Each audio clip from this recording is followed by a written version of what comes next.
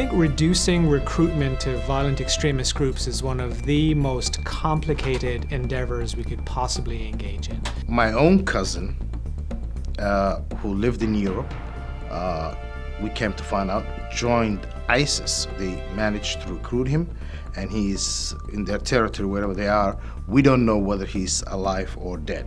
I am a Somali mother who are raising children in Boston. My kids were born in Boston. And there's a lot of fear in the Somali community. We don't want what happened to elsewhere in the United States happen to Boston. We don't want our children joining Al-Shabaab. We don't want them joining any other groups like ISIS.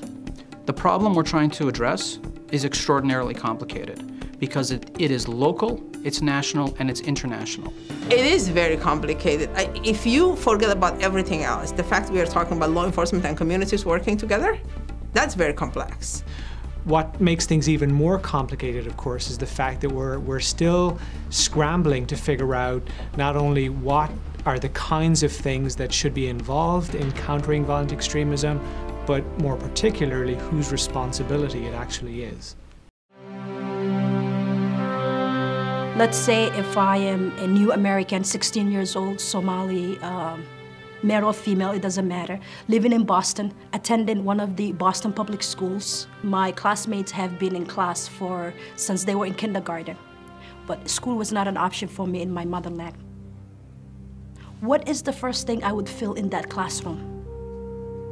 I would be isolated, I would be alienated, I would frustrate, I can't keep up with the classwork. I don't know how to speak fluent English like my classmates do. I cannot pronounce the way they pronounce. So what would I do as a 16-year-old new American? I would automatically feel like this environment, I don't belong to this environment. So what am I gonna do? I'm gonna find an environment that I belong to.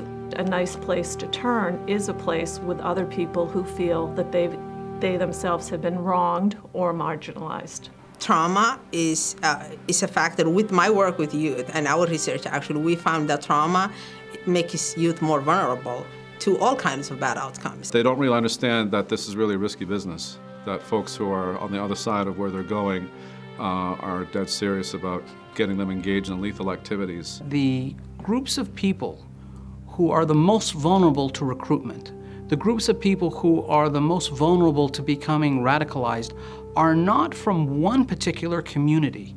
They are not from one segment of society.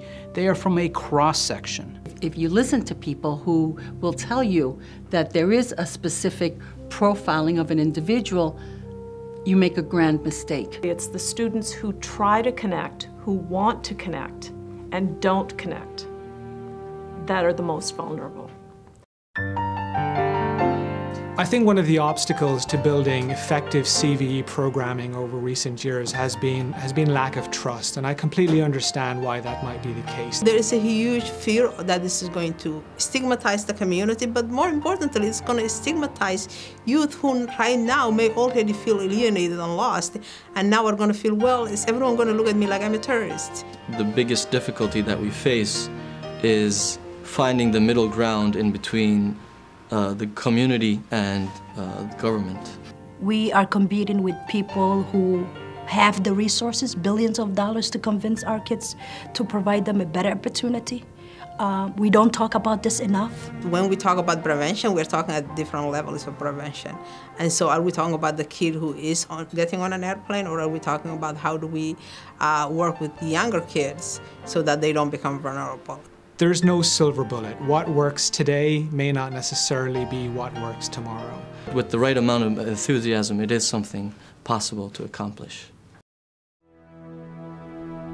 It's all about the local context. It's about finding out what is driving the problem in your own backyard and working with your own local partners to figure out what the most appropriate solution and intervention might actually look like. As the U.S. Attorney, I've been tasked with really marshaling the efforts of this pilot program. It's a true partnership about building trust. I've been a part of experiences where law enforcement has come together with religious groups. You know, the government has a role. It can support the institutions run and function, but it is the people who take upon themselves to make a difference. The approach has to be inclusive. We don't want to take an exclusive approach because it will backfire. When we talk about prevention and intervention services, we take away some of the stigma.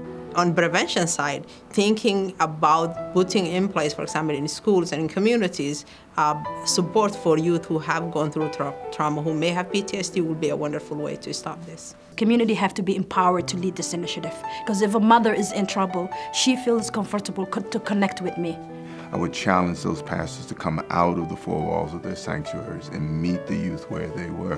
When someone goes to their place of worship, they want to feel like that they have the opportunity to debate with friends, talk about issues that are on their mind, vent even a little bit, and not be worried that they're being constantly monitored or there's some surveillance going on or there'll be some reporting of whatever ideas they bring into that safe space.